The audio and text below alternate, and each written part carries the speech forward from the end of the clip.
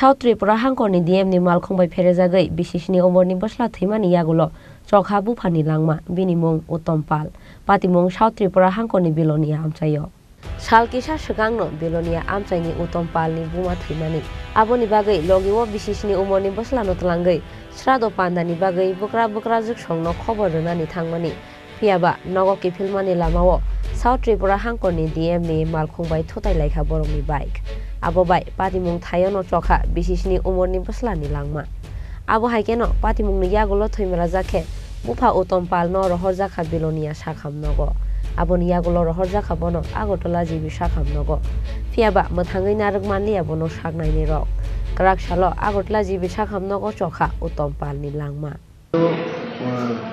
Uttompaler মা মারা গিয়েছিল আর কি ওনার মার সাথে নিমন্ত্রণ করতে গিয়েছিল শ্বশুরবাড়িতে গোরাঙ্গবাড়িতে উনি নিমন্ত্রণ করে আসার সময় ওটা গরুর গাড়ি ক্রস করে গিয়ে ডিএমের গাড়ির সঙ্গে বাড়ি যাওয়ার পরে অন দ্য স্পটে পিছন দিয়ে ছেলেটা ছিল 7 বছরের বাচ্চা ও স্পটে মারা যায় স্পটে আর ছেলেটা বাবাটা বুকে ব্যথা পেয়েছে মাথা ব্যথা পেয়েছে হাতে ব্যথা পেয়েছে পায়ে ব্যথা পেয়েছে তো ওনাকে বিজেপি হসপিটালে আনা হয়েছে বিজেপি হসপিটালে আনার পরে প্রাথমিক চিকিৎসা করে ওনাকে ডিস্ট্রিক্ট হসপিটাল শান্তিবাজার রেফার করেছে শান্তিবাজারটা সিটি স্ক্যান করে উনি বলতে যদি পেশেন্ট বাড়িকে বাঁচাতে হয় জীবিতে বা আইএনসি নিয়ে যান।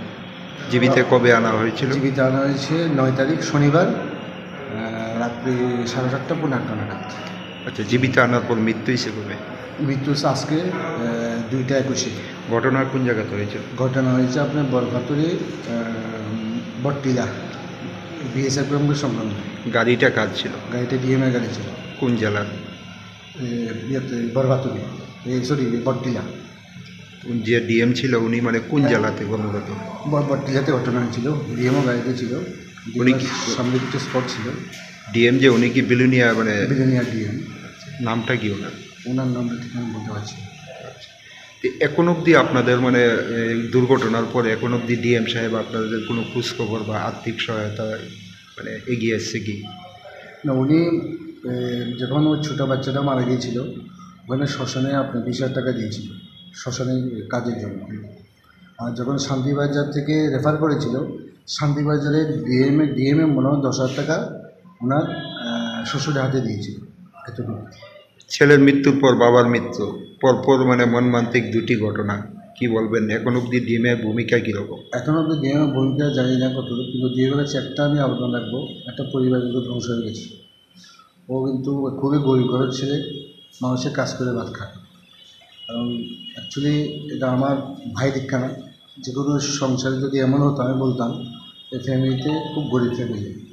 কেউ যদি ডিএম যদি মানে মানসিকতার লোক থাকে ওনাকে যদি পরিবারটা চালানোর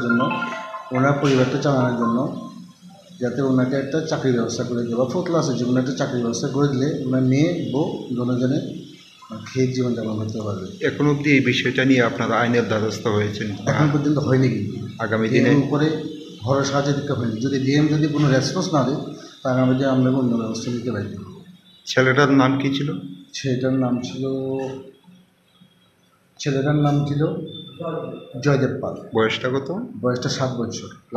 বাবার নাম? বাবার নাম উত্তম পাল। বয়সটা কত? বয়সটা ছিল 51। বাড়িটা কোন জায়গায়? বাড়িটা ইস্ট কলাবাড়িটা। কী করতো তাইলে?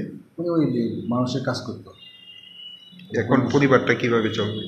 পরিবারটা তো কীভাবে চলবে এখন মানে ভগবান ছাড়া কেউ জানে না। পরিবার এখন তো কিছুই নেই না, গরিব ঘরের ছেলে, হয়তো কেউ কাজ করে মানুষের খেতে খাবারের কাজ করে। এখন যদি ডিএমের যদি সাহায্য করে, ডিএমের যদি সাহায্য করতো ওটা না, ডিএম বলে টাকা দিয়ে সাহায্য ওটা বলছি না। ডিএম যদি ইচ্ছা করে যদি ওর পরিবারকে বাঁচাবে একটা 4th ক্লাসের চাকরি, ডিএমের কাছে অসংখ্য ধন্যবাদ জানাবো। হাতি বারসানি বিসিঙ্গ নখুংসানি খরকথাম borok rok thaimani patimung no kitingei belai no kha khamao kalaijak tabuk nokhungni borok rok no khoboi amchaini joto lukurok. Bureau report, Chini Khorang.